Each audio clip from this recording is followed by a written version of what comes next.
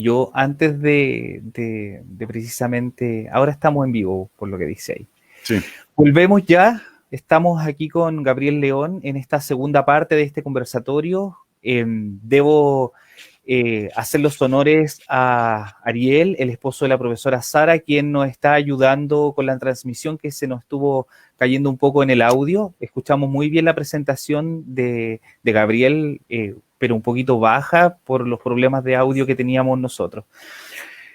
Le decía a Gabriel, para mí fue muy interesante investigar esto y de manera de documentarme también para la semana, que las vacunas vienen de las vacas, y esto precisamente qué pasa con la viruela vacuna.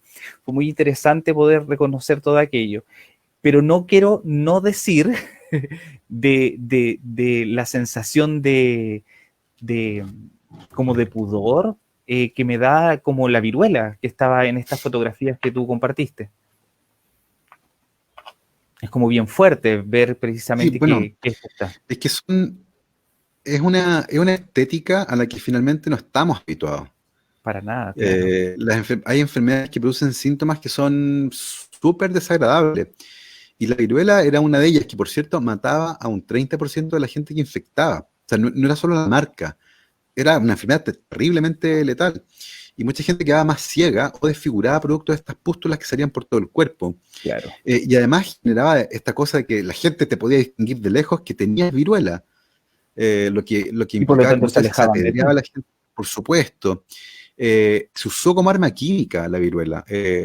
Durante la conquista del oeste en Estados Unidos, muchas veces le regalaban a los nativos americanos mantas de gente que había muerto con viruela para enfermarlos a propósito y diezmar la población. En las ciudades fortificadas europeas, cuando se iba a invadir, se tomaba un cadáver de alguien que había muerto con viruela y lo tiraban dentro de la ciudad para producir un foco infeccioso. O sea, la viruela tiene una historia que es fascinante para entender un poco nuestra relación con las enfermedades. Y además fue la primera enfermedad para la que hubo una vacuna y la primera y única hasta ahora enfermedad humana que hemos erradicado. Así que tiene una historia tremendamente interesante. Sí. Es decir, este logro de erradicar una enfermedad del planeta y que hoy solo existe en un laboratorio, almacenada y tremendamente Claro. custodiada, es un tremendo logro para nosotros como para la humanidad. En este escenario, ¿hay algunas otras enfermedades que estemos arrinconando a tal extremo? Sí, hay una que está a esto de ser erradicada, que también cumple con esta característica de no tener un reservorio animal. Por eso es lo Ujú. importante, para poder erradicar estas enfermedades hay que asegurarse que no hay un reservorio animal o que los reservorios animales están controlados. Y hay una enfermedad, pero lo que falta así un cachito que con la pandemia a lo mejor se va a retrasar, y es la poliomielitis. La Otra poliomielitis. enfermedad terrible que ataca los nervios que controlan los músculos, produce parálisis, produce flacidez muscular, eventualmente también puede producir la muerte. Hubo en los Estados Unidos en el año 50 una epidemia de polio que fue tremenda, murieron miles de niños, miles quedaron postrados o con aparatos ortopédicos de por vida, muchos en una cápsula metálica para poder respirar, se llamaban pulmones de acero. Era como ponerse dentro de un tanque gigante, lo único que les quedaba fuera era la cabeza, pero todo el resto del cuerpo estaba metido entre una suerte de balón de gas gigantesco, y ahí tienen que estar toda la vida, porque no podían respirar por su cuenta. Era una cosa terrible. Y eso Ujú. generó una campaña nacional en Estados Unidos para recolectar dinero y financiar una vacuna, que se financió con plata de la gente. Y Jonas Salk, un investigador de Estados Unidos, estuvo a cargo de desarrollar esta vacuna, que estuvo lista en el año 55 y permitió erradicar la polio de Estados Unidos. En Chile, de hecho, Chile fue el tercer país del mundo que erradicó la polio. El último caso de polio en Chile fue el 75, un logro increíble de salud pública. Y queda hoy día un par de países con casos de polio, en Afganistán y Pakistán principalmente. Así que estamos a esto de erradicar una segunda enfermedad que es la poliomielitis. En la poliomielitis. Oye, es tremendamente importante, Gabriel, el señalar de que finalmente las vacunas van a ser mucho más potentes en la medida de que una mayor cantidad de la población esté inmunizada. Actúan de cierta forma como rebaño y de esa manera se va generando una Mm. inmunidad colectiva, ¿no? Claro, en ese sentido yo creo que es importante rescatar y recordar una frase que los epidemiólogos repiten mucho. No son las vacunas las que salvan vidas, es la vacunación. Es decir, no sacamos nada con tener un estante lleno de vacunas, hay que aplicarlas Claro. en el brazo de las personas. Y ciertamente, entre más gente esté vacunada, con menor frecuencia van a circular las enfermedades. Y esto es particularmente importante porque hay mucha gente que por su edad avanzada, por tener patologías de base, a veces por tener sistemas inmunes deprimidos, no pueden usar vacunas. La única forma que ellos tienen de no enfermarse es que nadie los contagie. Y por lo tanto, hay parte de la población que se protege solo si el resto se protege. Así funciona la inmunidad de rebaño. Y por lo tanto, es importante que usen las vacunas. No sacamos nada, como les digo, con desarrollar vacunas, si no Que las estén vamos a guardadas. utilizar. Así que, Claro. exactamente. Oye, tomándonos un poco de este caballero Wakefield, que tú hablabas de que fue Mm, desacreditado precisamente por estas investigaciones, surgió hace unos cuantos años atrás un brote de sarampión en Francia y gran de parte de Europa.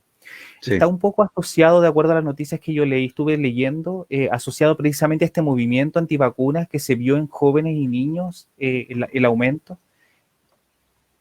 Sí, bueno, de hecho en Estados Unidos también, durante varios años, durante una década casi, a principios del siglo XXI no hubo casos de sarampión, pero han tenido brotes importantes en el último tiempo asociados justamente a una cosa que es bien particular, es que los padres deciden que saben más que los médicos, que saben más que los epidemiólogos, que saben más que los científicos, y ellos deciden que las vacunas son innecesarias, no son buenas, son... Que es una cosa que es bien impresionante, y así como hay gente que decide que la Tierra es plana, y porque ellos creen que es plana, hay gente que decide que las vacunas son peligrosas porque ellos llegaron a esa conclusión leyendo un blog en Internet.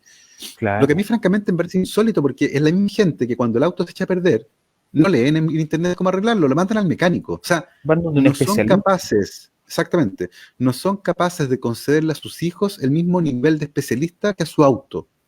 Entonces, es una cosa que es bien chocante porque tiene que ver finalmente, no es con las vacunas, es algo cognitivo que tiene que ver con cómo navegamos el día de hoy por la realidad, que es una cosa tremendamente preocupante, que finalmente es un problema cultural. Y tiene que ver, como les contaba en la presentación, con nuestra relación con la evidencia, con nuestra relación con los datos. Porque leer algo en Internet no es aprender, sáquense esa idea de la cabeza.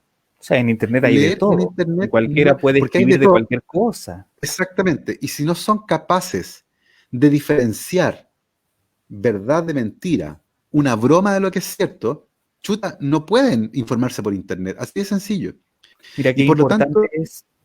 sí, y por lo tanto hay Sí, una lección también muy importante de eso. ujú. El día de hoy, la enseñanza a los niños no debería estar enfocada en enseñar cosas, porque eventualmente acaban a encontrar toda la información. Pero la única forma de que la encuentren es distinguiendo la verdad de la mentira, el engaño de lo cierto. Y por lo tanto, para eso lo que hay que enseñar a los niños y a las niñas es aprender a pensar. El pensamiento crítico es fundamental porque permite navegar por un mundo extremadamente complejo. Y por lo tanto, si en el colegio, si en la casa, somos capaces de enseñarle a las niñas y a los niños a pensar de manera independiente, escéptica y racional, esos niños se van a convertir en adultos a los que es imposible engañar. Entonces, esto es tremendamente importante. Es tremendamente importante y es precisamente el asunto que quería poner en que tenemos que educar a nuestros niños, niñas y jóvenes precisamente en ser criteriosos de aquello que está en Internet Sí, y no todo que sí, está ahí escrito. Yo me acuerdo en aula trabajando con algunos estudiantes, revisando fuentes para poder generar claro. bases teóricas para algunos experimentos escolares. Pero vamos a la fuente, lea la fuente, contrástela con esta otra siguiente, no se quede con lo que dice Wikipedia, Ya, sino que vaya a otro tipo de documento, etcétera. Pero qué importante es poder precisamente conversar de esto y de la formación que tenemos que dar. La idea es precisamente no un estudiante que nos defina lo que es una vacuna, sino que un estudiante que comprenda, por supuesto, qué es claro. lo que es una vacuna y toda su historia. Hay una frase de Edmund Burke que quería señalar para terminar esta parte, que los que no conocen la historia están obligados a repetirla.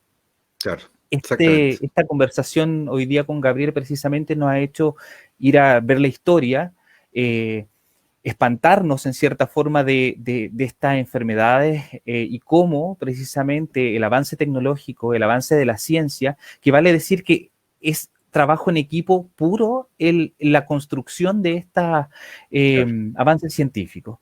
Y desde ahí al resto de la humanidad. Exactamente. Un trabajo colectivo, coordinado, difícil. Me gustaría hacerme cargo de una pregunta que hace Ángeles Godoy. Dice, ¿a qué se refiere con reservorio animal? Mi Eh, hija mayor. ahí está. Hay muchos virus que pueden vivir en distintos animales. La rabia, por ejemplo, es un virus que puede vivir en murciélago, en perro, en todos animales de sangre caliente, básicamente. Entonces, erradicar la rabia es muy difícil porque puede vivir en un montón de animales. Y a veces hay un animal en particular que interactúa con el virus y no le pasa nada. Ese es el reservorio animal. En el caso de la rabia, el murciélago. En el caso del anta, por ejemplo, esta enfermedad que tenemos en el sur de Chile, es el ratón de cola larga. El ratón. Entonces, a eso se refiere con reservorio animal. Es el huésped que se relaciona con el virus no le hace nada a él, conviven sin matarlo, y el virus está ahí siempre. Entonces, del virus puede saltar, de ese animal, perdón, puede saltar a lo humano. Es el reservorio animal. Ok, muchas gracias, Gabriel. ¿Te parece si terminamos? Tengo un juego para ti. Dale. La idea es que puedas irme contestando con solo una palabra a los siguientes conceptos que yo te voy diciendo, ¿ok? Esto es bien rapidito. Son Vamos. 15 conceptos. Biología. Vida. Libro favorito. Mundo y sus demonios. Célula. Casa. Podcast. Entretención. Canción favorita. Common People, The Pulp. Instituto Zambrano. Infancia. Curiosidad. Fundamental. Película favorita. El silencio de los inocentes. Wow. Escribir. Pasión. Pachi. Amor. Hernán Holguín. Inspiración. Twitter. Caos. Sí. Educación. Todo. Es la clave para Chile. Emmett Brown. Viejo loco. La ciencia pop. Mi primer libro. El primero. Sí. Gabriel, mandarte desde acá un abrazo gigante. Has sido nuestro primer invitado y la verdad es que estamos contentísimos. Vieras tú cómo las redes sociales se han estado moviendo y han estado comentando. Y agradecidos por tu participación y claridad en cada una de tus exposiciones. Es un placer haberlos acompañado en esta semana. Estamos empezando, es lunes, es septiembre. Se vienen hartas cosas. Cuídense. Una recomendación.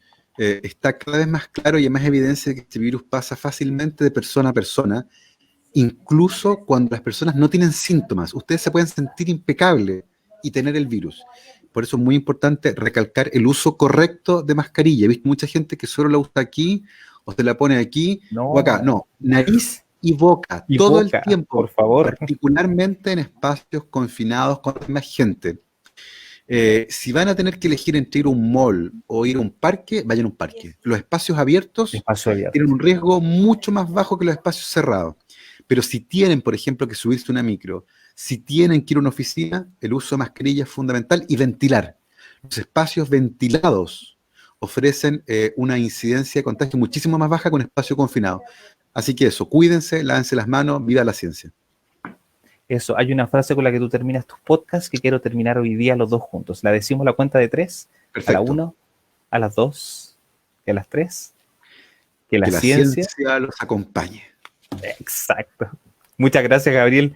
Que estés muy bien. Un abrazo, cariños por tu casa y este es nuestro tema de despedida.